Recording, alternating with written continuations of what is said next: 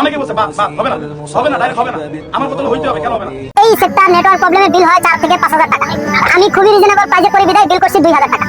আমরা আপনাদেরকে এমন ডিসপ্লে লাগাই দিব, যেই ডিসপ্লে গ্রিন লাইন আসলে আপনাদেরকে কাচ্চিও খাওয়াবো, গ্রিন লাইন আসলে ডিসপ্লের টাকাও ফেরত দিয়ে দিব। আবার ডিসপ্লে আমি যে পীর বাবাকে নিয়ে ভিডিও করেছিলাম, সেই পীর বাবাকে নিয়ে ভিডিও করার পরে সে আবার দেখছি কালকে একটা লাইভ করেছে, সেখানে সে বলছে মানুষ নাকি অকারণে তার পেছনে লেগেছে। আমি একটু আপনার ভালোর জন্যই বলি শুনেন, আপনি যে ভিডিওগুলো বানান সেই ভিডিওগুলো দেখলে বা শুনলে যে কেউ বুঝে যাবে যে আপনি বাটপাড়িমূলক কথাবার্তা বলছেন। আপনি কাস্টমারকে সামনে রেখে ভিডিও করে বলেন, ভাই আমি যে টাকাটা নিয়েছিলাম কাজ করে সেই টাকাটা কমপ্লিট হয়নি, এই জন্য কাস্টমারকে আমি টাকা ফেরত দিচ্ছি। আরে ভাই, টাকা ফেরত শুধু আপনি কেন দেবেন? টাকা ফেরত সবাই দেয়, কিন্তু সবাই তো আপনার মতো ভাই ভিডিও করে সামনে এসে বলে না। একটা কথা মনে রাখবেন, অতি হুক্তি চোরের লক্ষণ। যারা ভালো, যারা সৎভাবে ব্যবসা করে, তারা এইগুলো বাজায় বেড়ায় না। আমি আপনার অনেকগুলো লাইভ দেখলাম, সেখানে আপনি দেখছি কাস্টমারের ইচ্ছা না থাকা সত্ত্বেও কাস্টমারকে জোর করে আপনার লাইভে ঢোকাচ্ছেন। এগুলো কিন্তু পুরোপুরি বাটপাড়ির লক্ষণ। আমি শুনেছি আপনার এই টাইপের কর্মকাণ্ডের জন্য আপনার এই মোতালেব প্লাজার লোকজন আপনাকে দেখতে পারে না। তাই আমি বলি ভাই, আপনি নিজে আগে থেকে সাবধান হয়ে যান। আর আপনি লাইভে এসে বলছেন, ভাই আমি তেমন একটা কাজ জানি না, আমার দোকানে শুধু ব্যাকসেল লাগানো, ব্যাটারি লাগানো আর ডিসপ্লে লাগানো হয়। তাহলে সাধারণ কাস্টমার কি দেখে আপনার দোকানে যায় তাই ভাবছি। আর পেজের নাম দিয়েছেন মোবাইল সলিউশন মাস্টার। আর ভিডিও যদি দিতেই হয়, দোকানে যেসব ছেলেবেলেরা কাজ করছে সেসব কাজের ভিডিও দিয়েন।